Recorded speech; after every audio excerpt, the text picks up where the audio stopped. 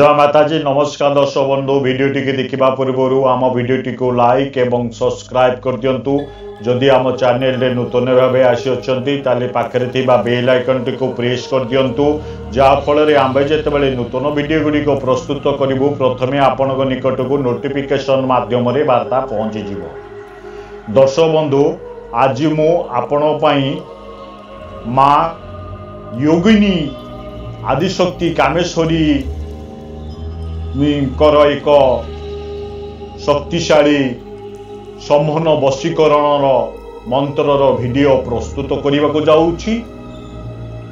ये माँ कामेश्वरी योगिनी सम्मोहन मंत्रटी शक्तिशाली मंत्र अटे। यही साधनाटी को आपण माने समस्त करिपारिबे, स्त्री पुरुष उभय समस्त करिपारिबे। कारण देखा जाए मनीषर सांसारिक जीवन में वशीकरण सम्मोहनर निहाती आवश्यक नित्यांत आवश्यक। कारण बयस बढ़िया संगे संगे स्वामी स्त्री संपर्क धीरे धीरे मलिन पड़ जाए, संपर्क तुटिबाकु लगी थाए, प्रेमी और प्रेमिका मध्य संपर्क तुटिबारे लगी थाए। आउ तापरे सामाजिक जीवन में आपणकर वशीकरण शक्ति बा सम्मोहन शक्तिर निहाती आवश्यक। कारण आपण जेकोसी व्यवसाय करंतु, कर्म क्षेत्र रे, चाकरी क्षेत्र रे, आपण घरे परिवार रे, आपण जेकोसी स्थान रे जांतु, ये मंत्र शक्ति आपणकर काम देव। कारण ये एक तामसिक साधना नुह, एक सात्विक साधना। आपको घरे करि परिबे, समस्ते करि परिबे।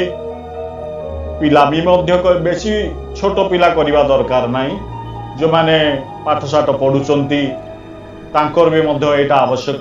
सम्मोहन शक्ति रहिले संसारिक जीवन में आपण को समस्ते भल पाइबे, आपण को सर्व कार्य सिद्धि हम।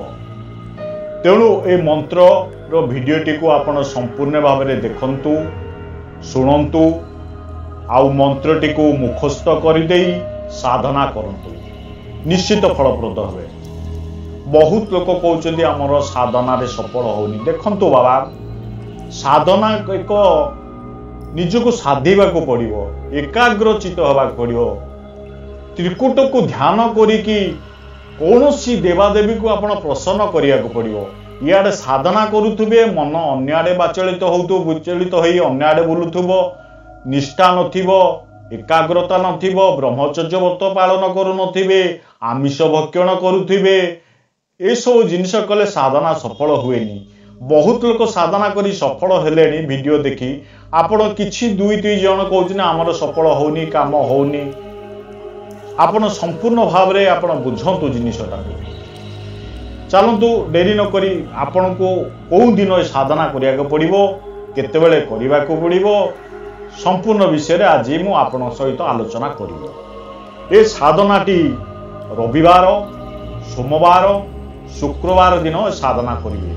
पंचमी अष्टमी तिथि, चतुर्दशी पूर्णिमा रे मध्य करि पारिबे। रात्र 9टा परे ए साधना करिया को पड़ी थाए। डर भयर कोनोसी आवश्यकता नहीं। सुरक्षा घेरा, देह रक्षा मंत्र किछि आवश्यकता नहीं। ये एक सात्विक साधना। आपन निर्भीक भाव रे साधना करंतु। साधना रे कोन करिवे, साधना करिया पूर्व दिन कौनसी माँ कालींकर मंदिर को जिबे, गोटे मिठा पान, 7 गोटी मंदार पुष्प माँ को प्रदान करिवे, मिष्टान पानटी माँ को प्रदान करिवे, धूप दीप देवे, प्रणिपात करी माँ को आगे कहिवे, माँ मु अमुक कार्य पई साधना करूची, मो परिवार रो शांति होउची, किंबा मु बाहर जाउची, मो अमुक कार्य करूची, मो देहरे ये सम्मोहन शक्ति बा वशीकरण शक्ति जागृत कर, माँ मते साधना रे सफल कर, सहाय एभली कही पळि आसीबे। साधनार पूर्व दिन जे कौनसी दिन करिवे, जो कहली ता पूर्व दिन निमंत्रण दे आसीबे माँ। तापरे साधना रे सामग्री कौन कौन लागिबो वर्तमान मु आपन को कहूची। साधना रे अक्षत, पुष्प, दीप, मिष्ठान, गोटे जल पात्र तंबा पात्र हो पितल पात्र हो तादे जल नेबे गंगा जल सिंचन करेंगे। आसन है लाल रंग कंबलर आसन लवंग अलैच नेबे गोटे छोट पात्र रे डालिंब फल भोग लगेबे आउ गोटे भोजपत्र बड़ भोजपत्र नेबे। कौन सी पूजा सामग्री दुकान गले सेठी मागिले आपको मिल जाव भोजपत्र तापर सिंदूर लाल चंदन सांगरे रखिथिबे। देखंतु ये गोटे जंत्र बड़ी काम दब। भोजपत्र उपरे आपण कौन करेंगे डालिंब काठी रे गोटे कलम्ब तैयारी करेंगे। सिंदूर लाल चंदन सिंदूर लाल चंदन मिश्रण करी ये मंत्रटी को आपण कौन करेंगे 11 थर लिखिबे साधना सारिया परे। जदि सिंदूर लाल चंदन पाइलेनी किसी जदि न जोगाड़ करि पारले केवल लाल कलम जो डॉट पेन कहती लाल रंग डॉट पेन देहरे मध्य आपण ये मंत्र को 11 थर लिखिबे। लिखिबा परे कौन कार्य रे लगेबे ता आमु परे कहिबे। प्रथमे कहबी साधनाटी किभली करिवे। प्रथमे उत्तर दिग को मुह करी बसिबे। मांकर सौम्य रूपर माँ कालींकर ये तो जोगनी पूजा माँ कालींकर का स्वरूप तेणुक माँ कालींकर सौम्य रूपर एक फोटो गोटे काठ पीढ़ा हो नूतन पीढ़ा किंबा खटुली जदि थिबो आपण ठाकुर घरे साधना करिवे। शयन कक्षर करिवेनी एटा ठाकुर घरे उत्तर दिग को मुह करी बसिबे। माँ को फोटो को स्थापना करिवे। पाखरे जदि भी प्राण प्रतिष्ठा जंत्र थाए आपण माँ कालींकर प्राण प्रतिष्ठा जंत्र प्रतिष्ठा करे नले जंत्र किछिर आवश्यकता नाही। जदि थाए करिवे कला परे निजे उत्तर दिग को मुह करी लाल रंगर कंबलर आसन उपरे बसिबे। बसिकी सर्वप्रथमे पंचदेवता को कुलदेवता निज गुरु देवादिदेव महादेव गणेश महाप्रभु बाबा भैरव को यही भाव में समस्त को ध्यान करिया पड़िबो। सर्वप्रथमे रुद्राक्ष माला प्राण प्रतिष्ठा होइतिबा रुद्राक्ष माला प्राण प्रतिष्ठा किभली भाव में करिवे पूर्व वीडियो देखि नेबे। सेठारु शिखी प्राण प्रतिष्ठा करी गंगा जल रे धोई बा जहा मु कहिछि से अनुसार करी ओम गं गणपते नमः ओम गं गणपते नमः ये गणपत्र मंत्र को आपण 108 बार जप करिवे। तापरे गुरु मंत्र जप करिवे। आपण को गुरु ठारू जो मंत्र प्राप्त होइतिबो से मंत्र जप करि पारंती। जदि गुरु आपणकर नाहांती देवादिदेव महादेव को गुरु मानी आपण गुरु मानी सारिया परे आपण शिवंकर पंचाक्षरी मंत्र ओम नमः शिवाय ए मंत्रटी को 108 जप करिवे। नाही तो मु ओम नमः शिवाय मंत्र 108 जप कर सारिया परे मु देइथिबा गुरु मंत्र वीडियो स्क्रीन रे भी मध्य दउची बारंबार भी दिए वीडियो स्क्रीन रे भी मध्य दउची ताकू 108 बार जप करिवे। ओम परमतत्ताय नारायणाय गुरुभये नमः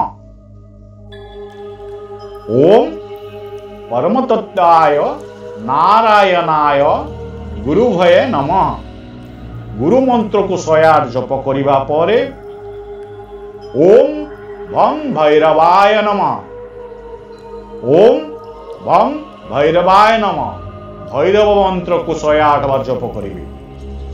कारण माँ को सहित भैरव चलती तांकर भी मध्य आशीर्वाद पाइबे। तेणु करी भैरव मंत्र जप करिवे। करि सारिबा परे आपण सेही प्राण प्रतिष्ठा रुद्राक्ष माला रे जो कामेश्वरी वशीकरण योगिनी वशीकरण मंत्रटी को मु कहबी ताकू 11 माला 10-20 मिनिट खंडे लागिबो। आपण एही मंत्रटी को अभ्यास करि सारिबे। तापरे एकाग्र चित्त रे त्रिकुट को ध्यान करी कौनसी कथा चिंता न करी ए मंत्र को 11 माला लेखे 21 दिन जप करिवे। 21 दिन जप करिवा परे मंत्र सिद्धि हबो। सिद्धि होबा परे दैनिक आपण 21 थर ए मंत्र जप करी जुआर जिवे कार्य सफल हेबे। मंत्रटी को वीडियो स्क्रीन रे देबी, पाठ भी मध्य करिवि। आपण ध्यान देकी सुनंतु, अभ्यास करी मंत्रटी जप करिवे। मंत्रटी हेला ओम ह्रीं कामेश्वरी योगिनी आदिशक्ति रूपिणी मम देह चैतन्य चैतन्य स्वाहा। ओम ह्रीं कामेश्वरी योगिनी आदिशक्ति रूपिणी मम देह चैतन्य चैतन्य स्वाहा। यही कामेश्वरी मंत्रटी को आपण 21 दिन पर्यंत दैनिक 11 माला लेखे जप कले मंत्र सिद्धि हुए। पूजार प्रथम दिन आपण किछि भल भोग लगेबे। प्रथम दिन एवं शेष दिन खीरी भोग हो किछि मिठा हो भोग लगेबे। तापरे पूजा शेष होगा परे 2 जन हो बा 5 जन हो आपण को सक्षम अनुसार कौनसी कन्या को किछि मिठा भोग हो किछि दक्षिणा देई तांको संतुष्ट करी मुंडियाटी मारी छोट पिला कुआरी कन्या को मुंडियाटी मारी आशीर्वाद नहीं जिवे। तापरे साधना सफल हबो। आउ भोजपत्र जो कहली गोटे बड़ भोजपत्र नेबे, से भोजपत्र उपरे ए मंत्र को 11 थर डालिंब कलम रे लाल सिंदूर लाल चंदन मिसे घोरी ए मंत्रटी लिखिबे। नाई तो लाल पेन डॉट पेन रे मंत्र मध्य लिखि पारिबे। ए मंत्रटी को आपण 11 थर लिखि सुखै देबे। से मंत्र लिखि से पूजा स्थली रे दीप सामना रे जो सोरिष तेल दीप हो घी दीप मध्य हो, घी दीप ले बहुत भल, घी दीप जालिबे। ता दीप टिके दूर रखिदेबे। ए भुजपत्रटी मंत्र लिखि सारी 11 थर लिखि रखिदेबे। साधना सरी जीवा परे सुखी गला परे आपण कौन करे प्रतिदिन रखिबे। 21 दिन साधना स्थल रे 21 दिन परे कौन करिवे, से भोजपत्रटी को भल भाव में मोड़ी देबे। मोड़ी देकी कौन सी डेउरिया रे परे आपण पुरुष डाण हाथ रे महिला बाम हस्ते धारण करि पारिबे। जदि डेउरिया धारण करि पारु नांती ताकू मोड़ी गोटे कागज रे रखी पर्स रे रखि पारिबे। स्त्री लोक भैनिटी बैग रे रखि पारिबे, निज पॉकेट रे मध्य रखि पारिबे। सर्व कार्य रे आपण सफल हेबे ये साधना कले। दर्शक बंधु ये साधना करी मते मो कमेंट बॉक्स रे मते जणाइबे ये साधनार विषय। ये साधनाटी समन वशीकरण मंत्र अटे। कामेश्वरी योगिनी योगिनी शक्ति बहुत शक्तिशाली। ये मां को स्वरूप, ये एक सात्विक साधना। समस्ते पारिवारिक लोक मध्य ये साधना करि पारिबे। साधना करी मते कमेंट बॉक्स रे जणाइबे। शेष रे मोर नमस्कार नेबे। जय माताजी, हर हर महादेव।